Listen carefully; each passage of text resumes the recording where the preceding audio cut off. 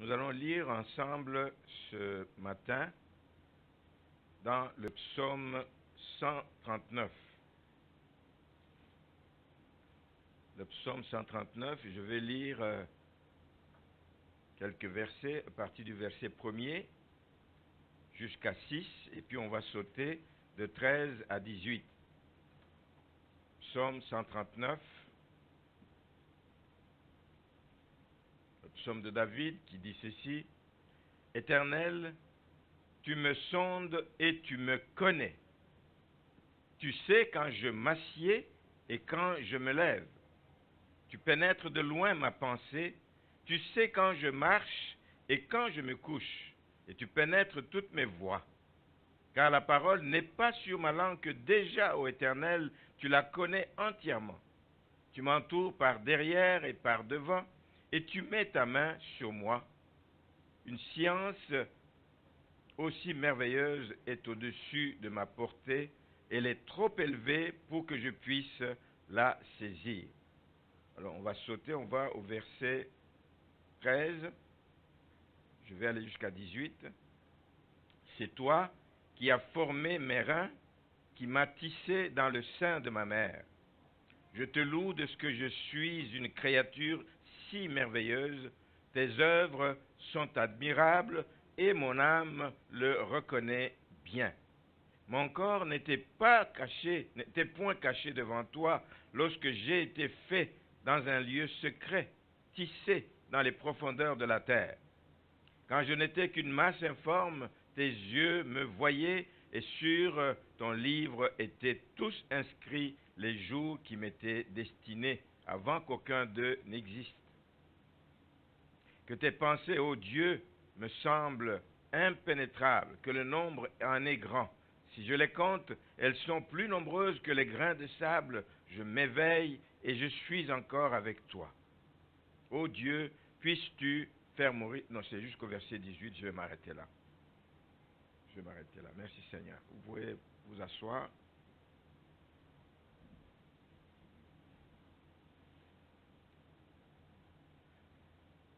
J'ai une bonne nouvelle ce matin pour vous.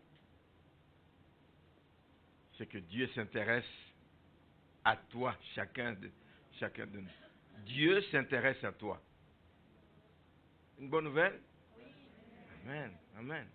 Si je vous disais, le Premier ministre du Canada s'intéresse à toi, il va dire, ah oui, il m'intéresse, ben, je vais aller le voir à Ottawa. Mais Dieu s'intéresse à toi, lui qui est au-dessus de tous les premiers ministres, de tous les présidents du monde entier. Dieu s'intéresse à toi. Je savais que ça allait être une bonne nouvelle parce que l'être humain aime qu'on s'intéresse à lui. L'être humain n'est pas fait pour vivre seul à part. Il aime que les gens autour de lui prêtent attention à lui. Il aime. C'est un peu la nature humaine. On ne va pas la changer. On veut être toujours apprécié. Je me souviens quand Donna avait encore la garderie, que les enfants faisaient des activités, etc. Et il y en a qui voulaient absolument que M. Jean voie ce qu'ils ont fait et qu'il dise un petit mot là-dessus. Alors, quand moi je suis pressé ou je suis dans mes affaires, dans mes travaux, je passe vite. Dora me dit, mais regarde cet enfant, elle a besoin que tu dises quelque chose.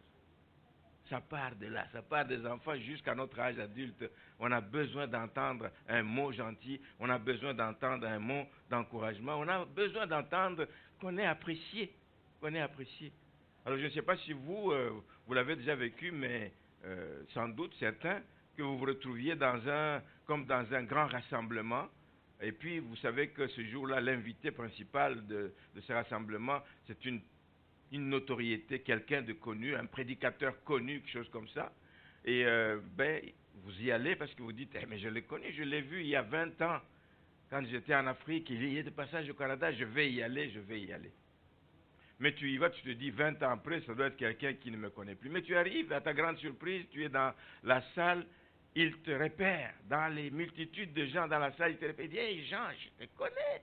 Ah, on a fait ça ensemble, je me souviens. Alors il commence à dire des bonnes choses, des bienfaits, des souvenirs, des bons témoignages qui se concernent. Je ne sais pas comment vous vous sentirez, mais moi, je me sentirais un peu flatté, je me sentirais un peu relevé. L'être humain est comme ça.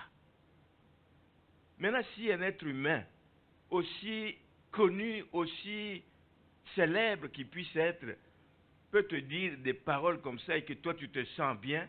Imaginez Dieu, le grand Dieu, le redoutable par ses œuvres, le Dieu de toute éternité, le créateur du ciel et de la terre. Imaginez que lui te connaît. Imaginez que lui te connaît personnellement. Imaginez que lui veut ton bien. Il s'intéresse à toi. Dans la grande foule de population qu'il y a sur la surface de la terre. Moi, quand je suis né, apparemment, il y avait sur la terre 2,5 milliards de gens. Nous venons de lire un texte que, alors que j'étais encore une masse informe, tu me connaissais. À cette époque-là, il y avait 2,5 milliards de personnes. Le Seigneur, Dieu me connaissait. Il me connaissait. Maintenant, autant d'années après, en 2019, je ne vais pas vous dire combien, autant d'années après, en 2019, la population est passée à près de 8 milliards. Donc 3 fois plus, le même Dieu me connaît encore. Le même Dieu s'intéresse encore à ma condition. Le même Dieu apporte encore un regard sur moi. Si je dis ça de moi, c'est l'année de même de vous également. De vous également. Alors Dieu s'intéresse à ses créatures. Dieu s'intéresse à nous. Je pense, quand Jésus, après sa résurrection, quand les dames sont allées le voir, donc voir au sépulcre, qu'elles arrivent, et puis il leur dit, non, allez dire à mes disciples, mais il ajoute, allez dire à Pierre aussi. Il faisait partie de ses disciples, de ses apôtres, mais il dit, allez dire à mes disciples de me précéder en Galilée, c'est là que je vais les rencontrer. Mais allez dire à Pierre, un accent particulier sur Pierre, parce qu'il s'intéressait à Pierre. Le Seigneur savait ce que Pierre avait vécu un peu avant sa mort, il l'avait renié. Il devait être dans des mauvais draps d'apprendre que celui qui l'a renié est ressuscité. Quelle mine, quelle face il va afficher quand il va le voir. Jésus savait, et Jésus s'intéressait au cas de Pierre. Il dit, allez dire à mes disciples, mais à Pierre aussi qui me précède, que lui ne reste pas à cause de ce qui le tourmente dans son cœur, mais le Seigneur s'intéresse à toi, le Seigneur s'intéresse à ta condition. Et c'est une bonne nouvelle. Et c'est ce que je viens te dire ce matin, que Dieu ne t'a pas perdu de vue. Dieu ne t'a pas perdu de vue, malgré la multitude de populations, même si tu as changé de continent, même si tu as grandi, même si tu as vieilli, il te connaît depuis toujours et il s'intéresse à toi et c'est une très très bonne nouvelle. La Bible nous montre également dans l'Évangile selon Luc, au chapitre 12, le verset 6, comment Dieu s'intéresse aux oiseaux du ciel, les petits oiseaux, les passereaux, les moineaux et les autres. Il dit s'intéresse à ces oiseaux. Et il dit aucun d'eux n'est oublié. Aucun d'eux n'est oublié. Et dans l'évangile, je crois Matthieu, on précise qu'aucun d'eux ne tombe à terre sans la volonté du Père. Il s'intéresse aux petits oiseaux. Tu es plus que ces oiseaux, tu es plus que, a fortiori, l'homme qui a été créé à son image, à sa ressemblance. Dieu s'intéresse à lui. Même si David nous dit dans ses psaumes par moments, il dit que nous sommes rien, nous sommes insignifiants. Nous sommes insignifiants, nous sommes des êtres minuscules dans ce grand univers que Dieu a créé. Qu'est-ce qu'est l'homme pour que tu te souviennes de lui? Mais Dieu s'intéresse quand même à l'homme. Nous sommes petits. Dans un autre psaume, je crois le psaume 90, où il dit que nous sommes comme de l'herbe qui sèche. Voici des comparaisons qui peuvent faire croire que tu n'es rien. Non, tu n'es pas rien. Tu as du prix aux yeux de Dieu. Tu fais partie de l'intérêt de Dieu. Dans le psaume 8, on va lire un verset. Dans le psaume 8,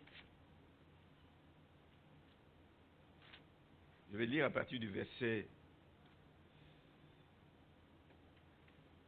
Oui. Verset 5. Qu'est-ce que l'homme pour que tu te souviennes de lui? Qu'est-ce que le Fils de l'homme pour que tu prennes garde à lui? Dis, tu l'as fait de peu inférieur à Dieu. Et tu l'as couronné de gloire et de magnificence. Tu lui as donné la domination sur les œuvres de tes mains. L'homme est petit, l'homme est insignifiant. Il est tout petit peut-être dans la création, mais il a été fait de peu inférieur à Dieu. Et Dieu lui a donné la domination. pour montrer l'importance qu'il porte sur l'homme. Et je vais préciser ici, frères et sœurs, que ce privilège que nous avons d'être considérés, d'avoir du prix aux yeux de Dieu, n'est pas seulement réservé à ceux qui ont cru. Ah, nous sommes chrétiens, nous avons cru, donc c'est à seulement nous qu'il porte attention. Non, je précise que Dieu porte attention à tous, même si les chrétiens ont des faveurs additionnelles. Le fait que nous avons donné notre vie au Seigneur nous donne un plus par rapport à toutes les autres créatures. Ça nous donne un plus que nous avons le salut en Jésus-Christ. Nous avons, comme on a chanté, notre nom est inscrit dans le livre de vie. Nous avons une place qu'il est allé nous préparer, une place de choix qu'il est allé nous préparer. Ça, c'est des plus qu'il nous donne à nous qui avons cru en Jésus-Christ. Mais Dieu s'intéresse à tous. C'est un privilège que tous les autres ont. Pourquoi je dis ça? Parce que Jésus, quand il est venu mourir, il est venu mourir pour l'humanité pécheresse. Il est venu mourir pour tous les pécheurs. Il est venu offrir cette grâce à tous, mais il faut la saisir par contre. Il est venu pour tous. Même quand Jésus est parti, il dit, je ne vous laisserai pas seul. Il s'adressait à ses disciples. Oui, parce que les disciples avaient besoin du Saint-Esprit pour qu'ils puissent continuer l'œuvre que le Seigneur voulait continuer sur terre. Il dit, je ne vous laisserai pas comme des orphelins et vous devez continuer à témoigner après moi. C'est vrai. Mais le Saint-Esprit travaille aussi dans la vie de ceux qui ne connaissent pas le Seigneur. C'est lui qui convainc l'homme de péché. C'est lui qui convainc l'homme de justice et de jugement. C'est le Saint-Esprit qui travaille. Parce que Dieu s'intéresse à tous. C'est le Saint-Esprit qui travaille. C'est le Saint-Esprit qui va attirer ces pécheurs à Dieu.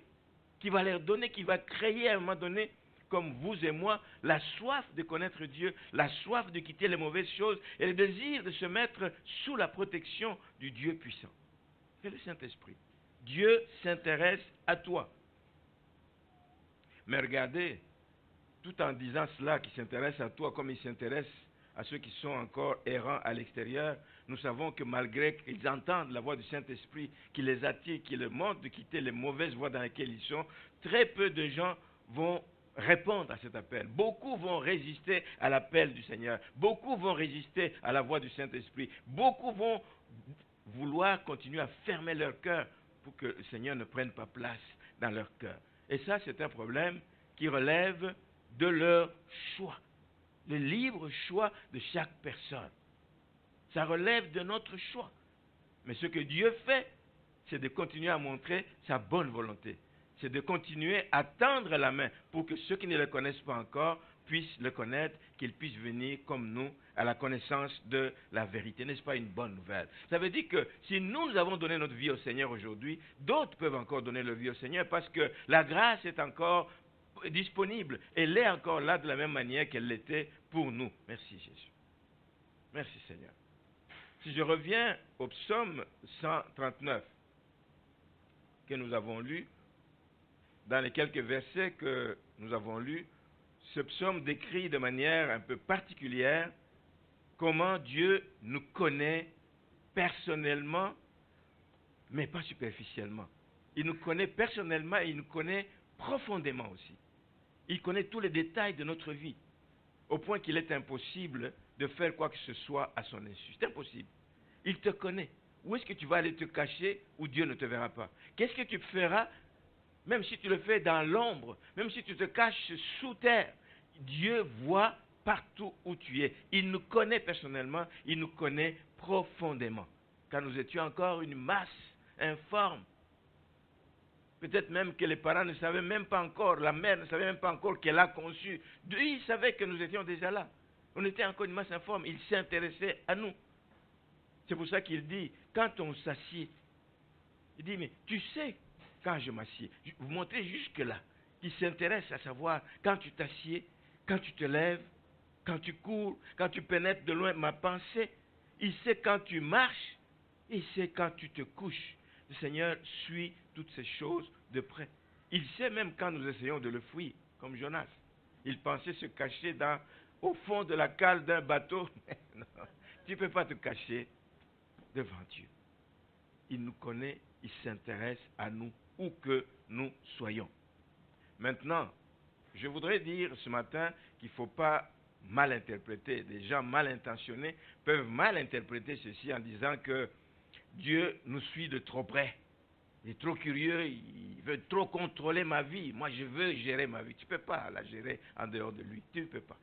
Tu peux te rebeller, tu peux faire ce que tu veux faire, mais Dieu a toujours un regard sur toi. Il ne le fait pas parce qu'il veut t'épier, il ne veut pas parce qu'il veut te piéger. Il y a des gens que tu suis, même à distance, avec des caméras cachées. Il y a des gens que tu suis parce que tu veux savoir en détail. Ce n'est pas l'intention de Dieu. L'intention de Dieu, quand il s'intéresse à nous, quand il nous suit de près dans tous nos mouvements, dans toutes nos recherches, son intérêt, c'est pour pouvoir intervenir en notre faveur. Parce qu'il nous aime. Il veut intervenir quand tu manques d'assurance. Et ça peut arriver dans la vie. Et les problèmes sont tellement nombreux, tu te dis, mais est-ce que je m'en sortirai? Quand tu manques d'assurance, le Seigneur le sait, le Seigneur le voit, et il vient à ton secours. Le Seigneur s'intéresse à toi parce qu'il veut t'apporter l'assurance quand tu en manques. Il veut venir à toi parce qu'il veut te faire sortir d'une situation où tu te sens limité, incapable devant un problème qui est gros comme une montagne devant toi. Le Seigneur veut te montrer que tu n'es pas limité. Même cette montagne, elle peut tomber devant toi, elle peut s'écraser devant toi. Quand tu as la foi, le Seigneur s'intéresse à nous. Voilà pourquoi il nous a donné la foi. Pour que devant les montagnes, nous ne puissions pas trembler. Et je vais ajouter ce matin que Dieu n'a aucune intention de s'imposer comme un tyran dans notre vie. Aucune intention. Il nous a créés libres. Et nous allons le voir. Il nous a créés libres. Il nous laisse toujours le libre choix. Quand nous aimons dire le psaume 32, verset 8, qu'il te conseillera, ce n'est qu'un conseil. Un conseil, on peut le prendre ou le refuser. Il t'instruira, une instruction. Combien d'enfants ne refusent pas des instructions de leurs parents? Il t'instruira. Tu peux accepter de suivre l'instruction qu'il te donne, comme tu peux choisir de ne pas suivre cette instruction. Il ne s'impose pas. Il te montrera le chemin à suivre. Il dit, mais pour toi, dans la situation dans laquelle tu es, voici le chemin à suivre. Vas-y, tu vas avoir le succès. Tu peux choisir d'aller dans un autre chemin. Tu es libre. Le Seigneur ne veut pas s'imposer sur nous. Et ce libre choix, il s'intéresse à nous, mais il nous laisse le libre choix. Ce libre choix transparaît tout au long de la Bible. Mais alors, tout au long de la Bible, depuis le début jusqu'à ce que Christ viendra, il nous laissera toujours ce libre choix. Nous voulons parcourir quelques passages qui nous montrent que nous avons toujours ce libre choix. Nous l'avons. Rappelez-vous, quand Moïse, vers la fin de ses jours, nous allons voir ça dans le livre de Deutéronome, c'est à la fin de ses jours, Moïse a vieilli, etc. Il sait, lui, qu'il n'entrera pas dans la terre promise, il le sait. Mais vers la fin de ses jours, il va rappeler au peuple, au chapitre 30, Deutéronome 30, il va rappeler au peuple d'Israël la nécessité d'obéir au commandement de l'Éternel. Au verset 15, il est dit ceci. Il dit, vois, il parle au peuple, il dit, je mets aujourd'hui devant toi la vie et le bien. Je mets devant toi la vie et le bien, la mort et le mal. Car je te prescris aujourd'hui d'aimer l'Éternel ton Dieu, de marcher dans ses voies et d'observer ses commandements, ses lois et ses ordonnances, afin que tu vives et que tu multiplies et que l'Éternel ton Dieu te bénisse dans le pays dont tu vas entrer en possession. Voici ce qu'il leur dit de la part de l'Éternel. Mais les gens sont libres d'accepter. Je vous prescris des choses, vous êtes libres de les prendre. Je mets devant vous la vie et la mort. Et au verset 19, il dit, j'en prends aujourd'hui à témoin contre vous le ciel et la terre. Il dit, j'ai mis devant toi la vie et la mort, la bénédiction et la malédiction. Et il donne un conseil, il dit, choisis, parce que c'est toi qui vas choisir. Choisis la vie, afin que tu vives, toi et ta postérité. L'homme est toujours libre.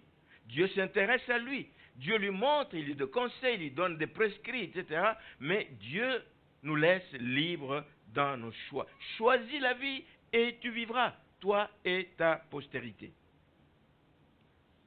Moïse est parti, celui qui l'a remplacé, qui va faire entrer le pays dans la terre promise, c'est Josué. Donc un peu plus tard, quand ils entrent dans la terre promise, avant, il a déjà procédé à la répartition du territoire, etc., à travers les différentes tribus, mais avant de renvoyer chaque tribu pour rentrer dans son héritage, au chapitre 24 de Josué, voici ce qu'il dit. Josué chapitre 24.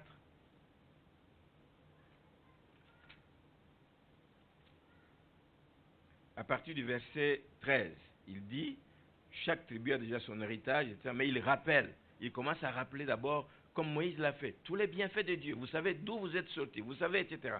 Alors il dit au verset 13 du chapitre 24, il dit, je vous donnais un pays. Ben, ça commence beaucoup plus haut. Hein. Il dit au verset 11, vous passâtes le Jourdain, vous arrivâtes à Jéricho. Les habitants de Jéricho combattirent contre vous. Les Amoréens, les Phérésiens, les Cananéens, les Essiens, les Girgasiens, les Éviens et les Jébusiens. Il dit, je les livrai entre vos mains. Il rappelle ce que Dieu a fait à ce peuple. Il dit, et j'envoyai devant vous les frelons qui les chassèrent loin de votre face. Vous n'avez pas eu à combattre, hein, comme les 2 rois des Amoréens. Ce ne fut ni par ton épée, ni par ton arc que tu es entré dans ce pays. C'est Dieu qui est intervenu. Verset 13, il dit, je vous donnais un pays. Alléluia. Un pays que vous n'avez même pas cultivé. Des villes que vous n'avez point bâties et vous habitez. Il vous a donné des vignes et des oliviers que vous n'aviez point plantés et qui vous servent de nourriture aujourd'hui. Et au verset 14, il dit, maintenant, la recommandation que j'ai à vous faire, craignez l'Éternel et servez-le avec intégrité et fidélité, etc. Faites disparaître les dieux. Au verset 15, il dit, et si vous ne trouvez pas bon de servir l'Éternel, malgré tout ce qu'il a fait pour vous, avec tout ce que je viens de vous relater, qu'il a fait pour vous, toutes les merveilles qu'il a accomplies en votre faveur, il dit, au verset 15, et si vous ne trouvez pas bon de servir l'Éternel, choisissez aujourd'hui.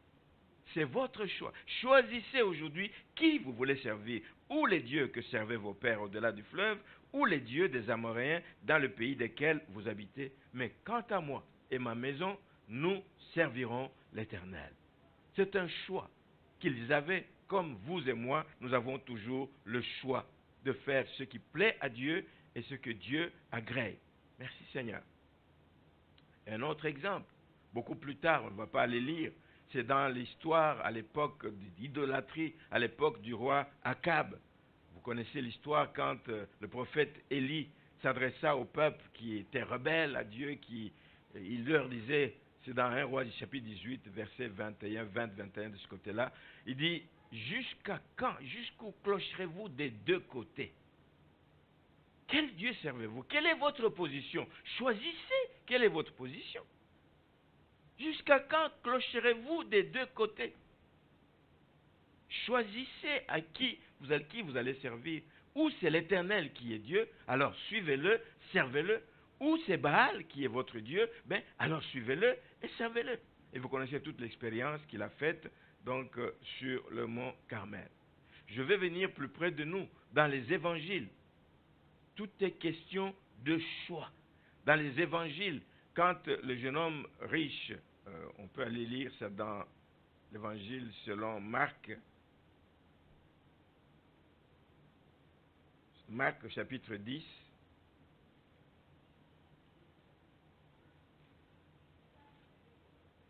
je vais lire les versets 10, à partir du verset 17.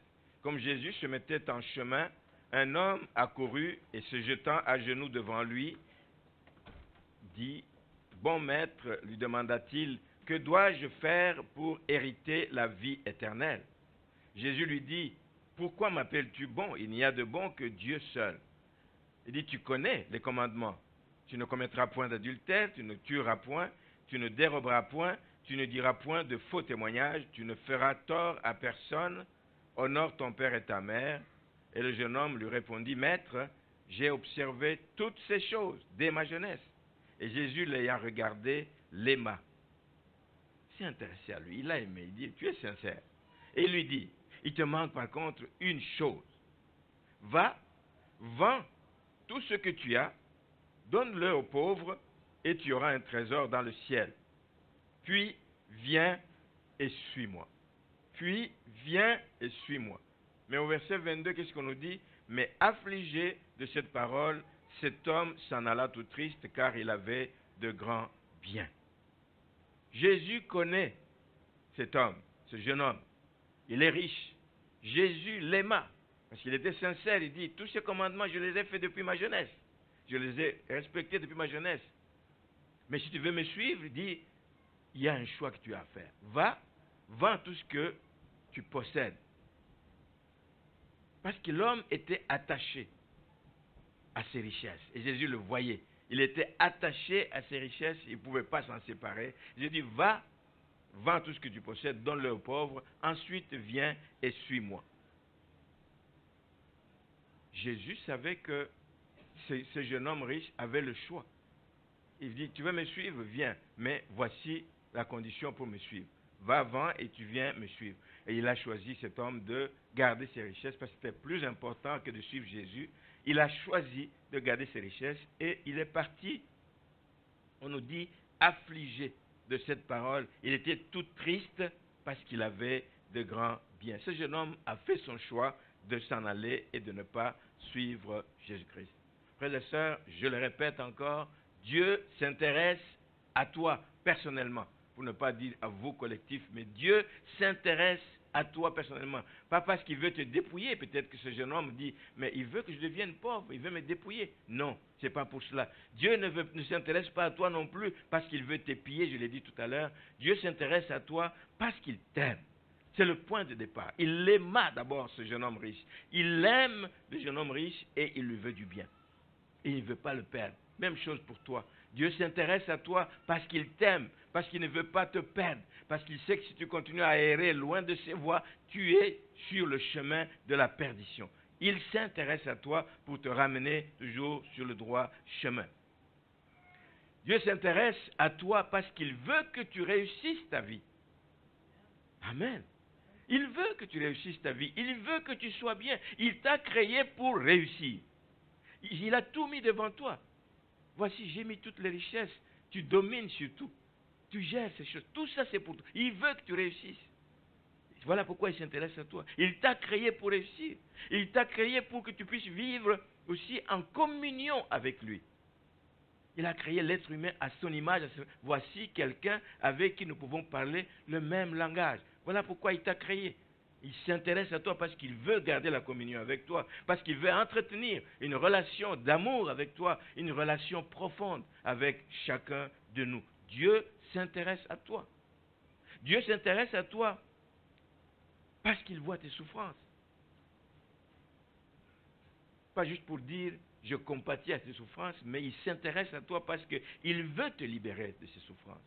C'est des souffrances que l'ennemi veut t'imposer. C'est des souffrances dans lesquelles l'ennemi veut te garder. Dieu s'intéresse à toi parce qu'il voit que ça te fait mal. Il veut te sortir de cela. Rappelez-vous dans l'histoire du peuple des Hébreux, quand ils étaient en captivité chez Pharaon en Égypte, dans le livre d'Exode au chapitre 3.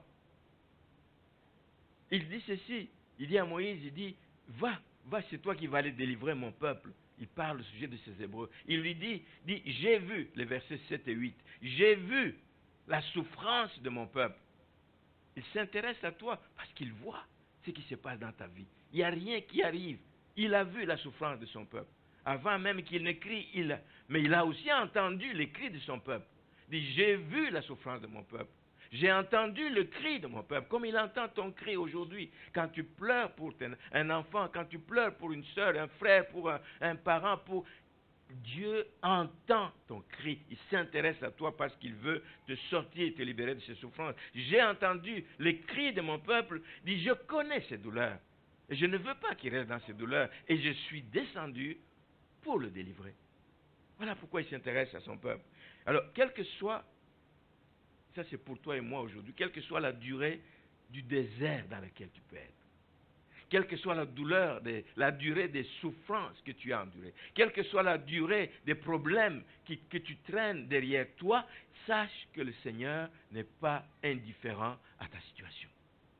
Il n'est pas indifférent à ta situation. Il veille sur toi. Il s'intéresse à toi. Il veut savoir comment tu t'en sors. Il veut savoir et il t'instruit, il te conseille et il te montre comment tu vas faire pour t'en sortir. Merci Seigneur. Dieu s'intéresse à toi, mon frère, ma soeur, parce qu'il veut aussi te libérer des sentiments de culpabilité. Beaucoup d'enfants de Dieu vivent avec des sentiments de culpabilité. Ils vivent avec des sentiments de culpabilité. Ils savent le mal qu'ils ont fait. Ils savent qu'ils vivent dans le péché. Ils savent qu'il y en a beaucoup. Mais la solution qu'ils trouvent, c'est de ne pas chercher comment s'en sortir, mais ils vont s'isoler. Pensez à l'histoire de cette femme samaritaine.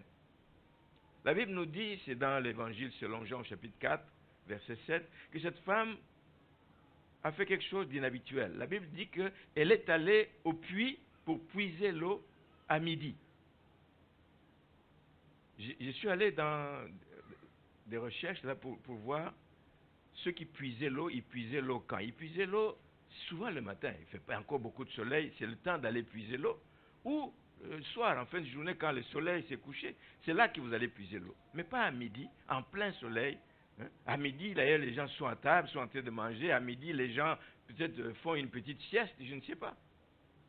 Mais elle est allée à midi. Là où elle est sûre qu'elle va trouver personne au puits. Ce n'est pas l'heure où on va puiser de l'eau. Elle va à midi parce qu'elle voulait s'isoler. Elle savait qu'elle vivait dans le péché. Elle savait qu'elle vivait dans le mal. Elle savait qu'elle vivait avec des maris d'autrui. Elle est allée à une heure où elle ne s'attendait pas de rencontrer quelqu'un au puits, mais Jésus la connaissait. Jésus s'intéressait à sa situation et Jésus ne s'est pas retrouvé là-bas par hasard. Parce que Jésus cherchait cette femme. Et nous savons ce qu'elle est devenue, une grande évangéliste. Elle est rentrée. Allez, venez voir, celui qui m'a parlé, il m'a dévoilé toute ma vie. Jésus la savait. Dieu s'intéressait à cette femme. Même chose aujourd'hui, il y a des gens qui se reprochent des choses dans leur vie. Qu'est-ce qu'ils font? Ils vont fuir les frères. Ils vont fuir l'assemblée parce qu'ils ne veulent pas. Si on me voit, on va me rappeler. Si on va me dire ceci. Ils préfèrent se retirer, s'isoler, se mettre à part. Mais si tu t'isoles, tu fuis l'assemblée, c'est comme un tison que l'on sort du feu. Tu vas t'éteindre, tu vas mourir, tu vas te perdre, tu vas t'éloigner davantage du Seigneur. Le Seigneur s'intéresse à toi. Viens à l'assemblée et pas éviter donc de se créer des murs autour de soi pour se protéger parce que tu as des choses à cacher. Laisse-toi libre, que le Seigneur vienne te visiter et il te fera du bien et il va te libérer de tout ce que tu as comme lien. Je vais terminer ce matin en vous disant que Dieu s'intéresse à chacun, s'intéresse à toi particulièrement, également, parce que ce n'est pas la moindre des choses qui l'intéresse, c'est qu'il veut répondre à tes prières. Il veut répondre à tes besoins. Son oreille est attentive. Il n'est pas distrait. Il veut savoir ce que tu as à lui dire. Il veut savoir ce que tu présentes comme requête devant lui. Il veut savoir quel besoin tu éprouves. Il veut que tu puisses lui dire et le lui présenter. Il s'intéresse à toi parce qu'il veut répondre à tes prières. Alors, évite ce qui est arrivé à beaucoup de gens. J'ai pris quelques références dans la Bible. Des gens qui s'exclament à un moment donné, disent c'est en vain que je m'adresse à Dieu ou c'est en vain que je sers Dieu. Les amis de Job disaient c'est en vain que j'ai purifié, c'est en vain que l'on crie à Dieu. C'est en vain. Ton malheur est là tous les jours. C'est en vain qu'on crie à Dieu, disaient les amis. C'est pas vrai que c'est en vain. Dieu s'intéresse à toi. Dieu s'intéresse à tes prières. Dieu veut connaître tes besoins. Dieu veut que tu puisses les lui exprimer. Nous connaissons l'histoire de ce chantre dans le psaume 73, Asaph. Asaph, à un moment donné, qui regarde autour de lui, son rôle était un lévite, c'est d'être à l'intérieur, c'était un chant de l'Éternel. Son rôle était de vivre dans le temple. Mais dès lors que tu sors de ton poste, que tu commences à réseauter, à regarder à gauche, à droite, tu vois que les méchants prospèrent. Tu dis, mais moi je sers des années et des années dans le temple, et puis je n'ai pas. Et ils ont l'embonpoint, ils ont des grosses voitures, ils ont ci, ils ont cela.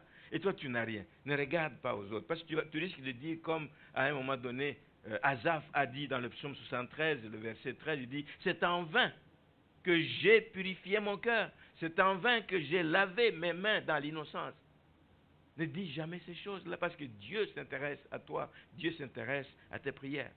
Le peuple d'Israël, les sacrificateurs, à un moment donné, ont dit ça aussi dans le livre de Malachie, au chapitre 3, le verset 14. Il dit, c'est en vain que l'on sert Dieu. Il y a des moments où, à cause de vos fautes, vous ne voyez plus que c'est à cause de vos fautes que des choses arrivent. Vous dites que c'est en vain que nous servons Dieu. Qu'avons-nous à observer ses préceptes? Erreur, ne dis jamais ces choses. Au contraire, exprime tes besoins. Dieu est attentif à tes prières. Dieu veut écouter. Dieu est à ton écoute. Il veut exaucer tes prières. Alors ne te décourage pas, mon frère, ma soeur. Ne te décourage pas en essayant de te comparer aux autres qui semblent prospérer mieux que toi. Il y a un temps pour toutes choses. Il y a un temps pour ta bénédiction et il y a un temps pour sa bénédiction. C'est d'apprendre à attendre le temps de Dieu. Je t'encourage ce matin en terminant de ne jamais douter des bonnes intentions de Dieu à ton égard. Jamais douter des bonnes intentions. Dieu te veut du bien. Point. Amen. Dieu te veut du bien. Ne jamais douter. Ne jamais remettre Dieu en question dans ta vie à cause des difficultés qui ont duré, à cause des solutions qui tardent à venir. Ne remets jamais Dieu en question. Mais en toutes circonstances, fais-lui confiance. Fais-lui confiance. Attends-toi à lui. Veille sur ton intimité avec lui. Garde ces moments de communion. Garde. Il te connaît, il t'aime et il t'en sortira lui-même.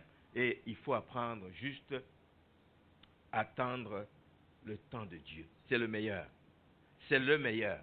Si tu cherches la bénédiction à tout prix, si tu veux forcer la bénédiction, elle peut venir, mais peut-être pas de Dieu, elle peut venir de l'ennemi. Ça va être un semblant de bénédiction. Combien de gens sont trompés comme ça par l'ennemi?